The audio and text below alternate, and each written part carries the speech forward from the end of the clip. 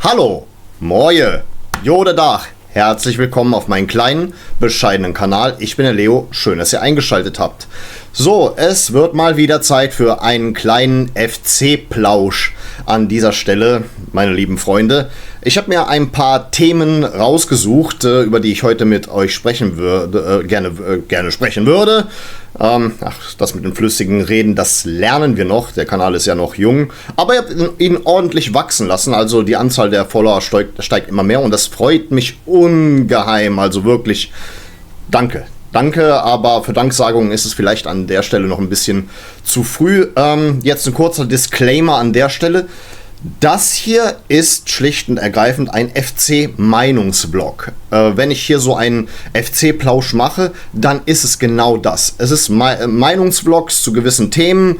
Das hier ist kein Expertentalk, kein analytischer Taktik-Talk und dergleichen, auch wenn ich mir mal hin und wieder erlaube, das ein oder andere bei der Taktik zu thematisieren. Aber der absolute Experte bin ich nicht und von daher, da könnt ihr euch gerne an die lieben Freunde von mir in der Videobeschreibung wenden. Denn wenn es Trömmelche geht, FC Fabio, Taubi und eigentlich auch Köln in Zeit, der legt momentan eine kleine Pause ein, aber glaubt mir, der kommt wieder. Ich weiß nicht genau wann, wir stehen im Austausch, aber glaubt mir, der Pierre kommt wieder. Gut, dann fangen wir doch mal direkt mit dem ersten Thema an. Es geht schon wieder um Dejan Ljubicic.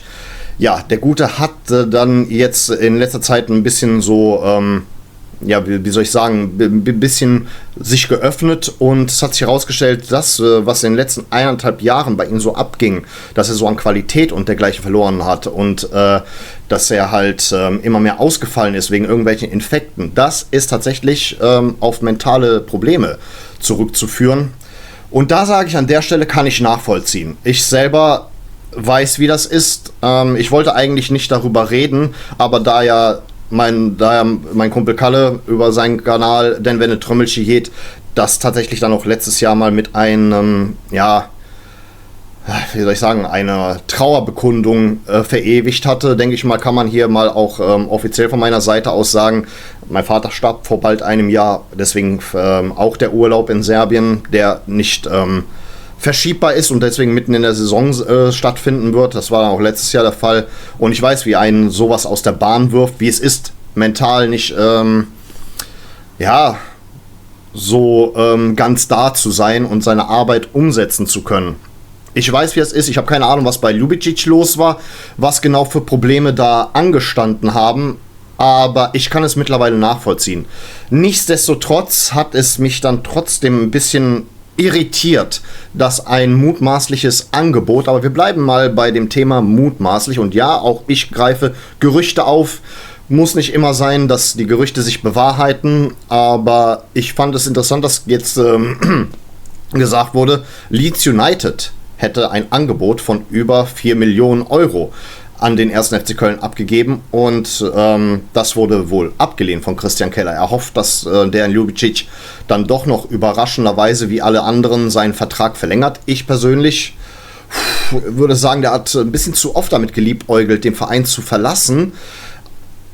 Ich hätte es angenommen. Ich hätte es ehrlich gesagt angenommen, weil das letzte Mal, als wir eine höhere Ablösesumme generiert haben, das war bei Anthony Modest, mit den 5 Millionen, als er zu Borussia Dortmund gewechselt ist und ich weiß nicht, ich hätte es angenommen. Ich hätte es diesmal angenommen. Klar, kann ein Unterschiedsspieler sein, vielleicht auch in diesem neuen System von Gerhard Struber. Ich habe keine Ahnung, wie die Österreicher das handhaben. Darf man einen Gerhard in Österreich auch Gerd nennen? Das gilt es in der nächsten Zeit herauszufinden. Aber gut, der Mann muss sich erstmal auch noch einen Spitznamen in Köln verdienen, im FC-Umfeld. Deswegen, ich würde am liebsten Gerd sagen, aber aus Respektsgründen bleibe ich mal bei Gerhard. Auch wenn das für mich voll der Zungenbrecher ist, als ein Serbe, der im Rheinland aufgewachsen ist. Aber gut, das an der Stelle, also jedenfalls das Angebot wurde wohl abgelehnt. Ich hätte es angenommen, weil vor allen Dingen man weiß ja, dass man die... Vielleicht wartet Keller auch ab, dass die ihr Angebot erhöhen, weil man kann die Engländer ganz gut wie eine Kuh melken. Du sagst, du lehnst einmal ab und dann legen die nochmal gefühlt das Doppelte drauf. Weil die haben ja so viel Geld. Ist ja halt so, bei denen gibt es kein 50+1, deswegen feiere ich den englischen Fußball nicht. Kein Verein gehört in ansatzweise den Fans. Und das sind alles Vereine im Besitz von irgendwelchen Unternehmen oder Milliardären und dergleichen. Und da ist keine Autonomie vorhanden und die zahlen ordentliche Ablösesummen. Also spätestens, wenn das auf 6 Millionen geht, ich weiß nicht, Leute. Weil, wir schlagen direkt mal eine Brücke zu Christian Keller. Der hat ja im Podcast FC Inside sich zu den ein oder anderen Themen geäußert. Und ich muss sagen, dieser Mann irritiert mich. Oh, falsches Bild. Ja, okay. Verdammt, das war das falsche Bild. Na gut, jedenfalls, ich finde es schon mal gut, dass er so selbstreflektierend ist. Aber dieser Mann, der irritiert mich. Er hat jedenfalls jetzt gesagt, dass es einige Fehler gab im Umgang mit der Mannschaft in Sachen Teamchemie und dergleichen, dass das, was ich in der allerersten Folge, seitdem ich hier Videos hochlade, das ist auch gerade mal 2 Wochen her, oder bald 3, habe ich ja gesagt, da ist ein Schlendrian in der Mannschaft drin, eine Komfortzone, die haben es sich gemütlich gemacht und genau das spricht er an. Und er hat auch gesagt, er möchte jetzt viel mehr eingreifen, viel mehr die Warnsignale wahrnehmen und dann etwas strenger mit dieser Mannschaft umgehen. Und das ist auch angebracht. Und Gerhard Struber hat auch an der Stelle freie Hand, auch etwas mehr strenger mit dieser Mannschaft umzugehen. Das ist der richtige Weg, weil du kannst hier nicht so tun, als wären wir in Barcelona. Dass du sagst, okay, wir scheißen jetzt mal eine Saison rein, in der nächsten Saison holen wir die Meisterschaft oder die Champions League. Wir sind ein Verein, der seit 3 Jahrzehnten fast immer mal wieder in den Abstiegsstrudel gerät oder absteigt, wie in diesem Fall. Und da muss man halt mal hin und wieder die Warnsignale wahrnehmen.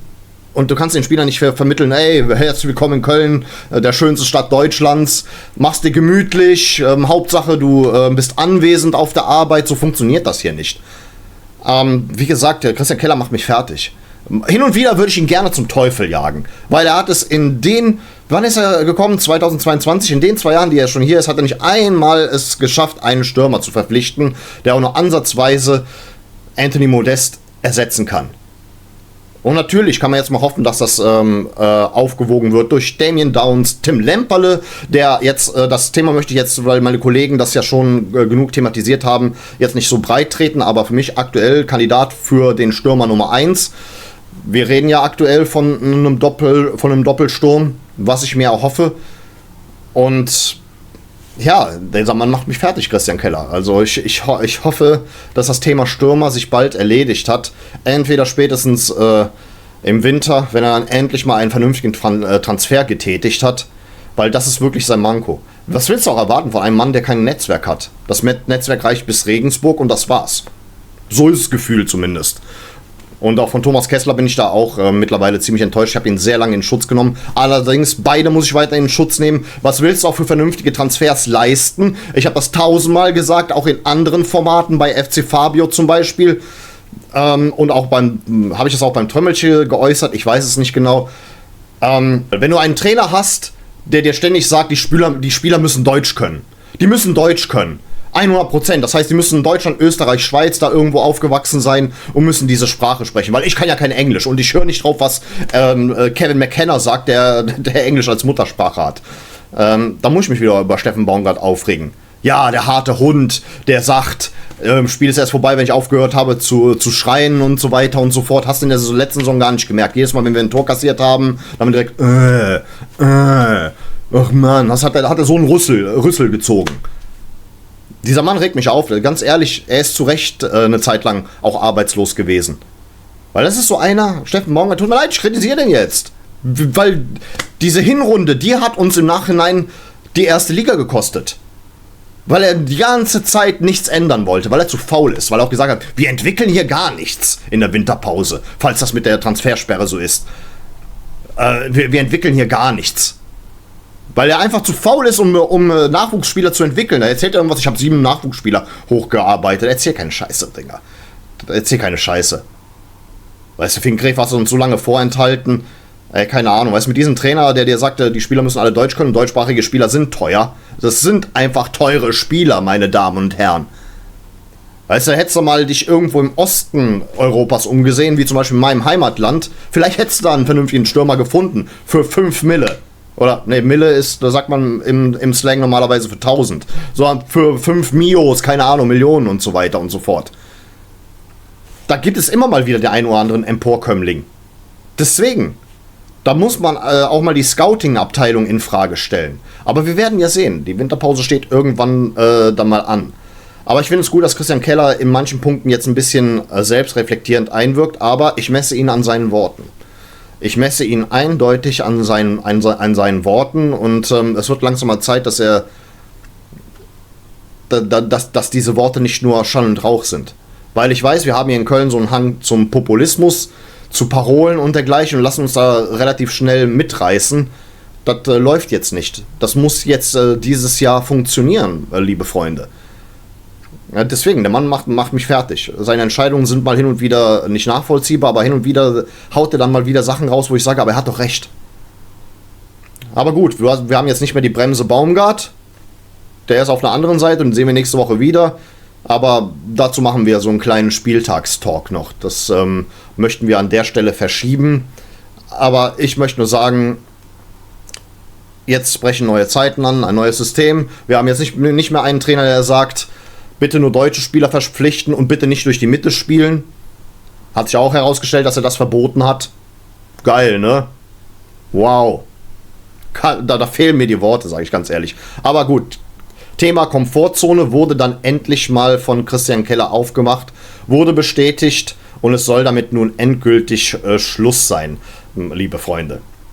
Ja, und da möchte ich abschließend noch an der Stelle nochmal das Thema Benno Schmitz und dann die Kapitänsfrage eröffnen. Also zuallererst mal, mach Idiot, Benno.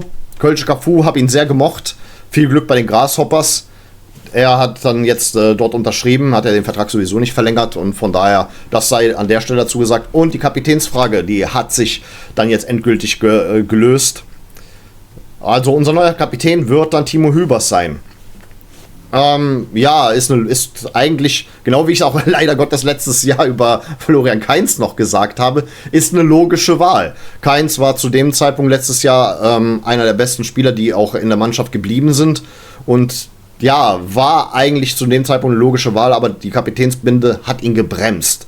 Eindeutig. Die hat ihn in seiner Leistung gebremst und von daher ist vielleicht besser so, aber er gehört dem Mannschaftsrat an. Dem Mannschaftsrat gehören neben Hübers noch Thielmann, Uth und Martel an und auch Florian Kainz. Mein persönlicher Kapitänskandidat war eigentlich Erik Martel, auch wenn er so jung ist. Ich hätte es mir ehrlich gesagt vielleicht diesen kleinen Mut zu dieser Sache gewünscht, weil, keine Ahnung, ich glaube, das wird unser großer Star der Saison sein.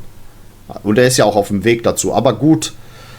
Andererseits, meine Nicht-Experten-Meinung ist, irgendwie aus der Abwehr kannst du besser ein Spiel lesen und besser irgendwie als Kapitän eingreifen. Deswegen, ich bin meistens schon dafür, dass ein Abwehrspieler die Kapitänsbinde trägt. Entweder Abwehrspieler oder ein defensiver Mittelfeldspieler oder generell ein Mittelfeldspieler. Also auf jeden Fall, ich bin nicht dafür, dass Kapitäne aus dem Sturm oder aus dem Tor kommen. Weiß nicht, aus irgendeinem Grund bin ich nicht so dafür. Und da ja Hübers eine gewisse Ruhe ausstrahlt und mittlerweile die Kapitäne als einzige beim Schiedsrichter Einspruch einlegen dürfen und mit dem Schiedsrichter diskutieren dürfen, glaube ich, ist er eine gute Wahl.